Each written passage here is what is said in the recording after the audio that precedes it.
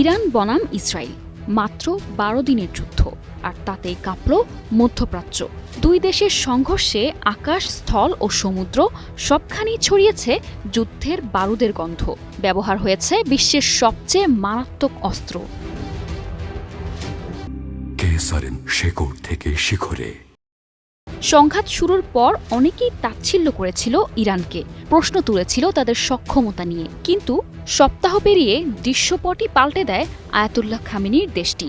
ইসরায়েলে আয়রন ডোম ও ডেভিড স্লিংয়ের মতো আধুনিক প্রতিরক্ষা ব্যবস্থা ভেদ করে লক্ষ্যে পৌঁছাচ্ছে ইরানের ক্ষেপণাস্ত্র। ইরান যুদ্ধ শুরু করে শাহেদ সিরিজের ড্রোন দিয়ে। কামিকাজে ড্রোন শাহেদ 136 গিয়ে আঘাত হানে ইসরায়েলের সীমান্ত ঘাঁটিতে। পাল্টা জবাবে ইসরায়েল ছোড়ে F-35I আদির যুদ্ধবিমান থেকে গাইডেড বোমা। ইরানের মাটিতে আঘাত হানে ইসরায়েলি ডেলিলা ক্রুজ মিসাইল। অপরদিকে ইরান ছোড়ে শাহাব 3 ও ফাতেহ 110 ব্যালিস্টিক মিসাইল, যার পাল্লা 2000 কিলোমিটার পর্যন্ত। ইসরায়েলের প্রতিরক্ষায় সক্রিয় হয় আয়রন ডোম ও অ্যারো 3। এটা শুধু সামরিক সংঘর্ষ নয়, এটা ছিল আধুনিক অস্ত্র প্রযুক্তির এক সরাসরি মহড়া। বিশেষ করে ড্রোন ও ব্যালিস্টিক মিসাইলের ব্যবহার ছিল নজরকাড়া। সমুদ্রপথেও পিছিয়ে ছিল না কেউই। ইরানের ক্ষুদ্র সাবমেরিন ও ড্রোন বোট আর ইসরায়েলের ডলফিন শ্রেণীর সাবমেরিন, সব মিলিয়ে যুদ্ধটি ছিল ত্রিমাত্রিক। ইসরায়েল তাদের সাইবার ইউনিট 8200-এর মাধ্যমে ইরানি রাডার অন্ধ করে দেয় বলে দাবি করে।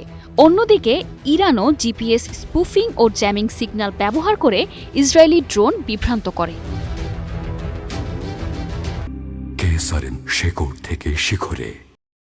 এদিকে যুদ্ধের মাত্রা যতই বাড়ছিল ততই বাড়ছিল বিশ্বজুড়ে উদ্বেগ।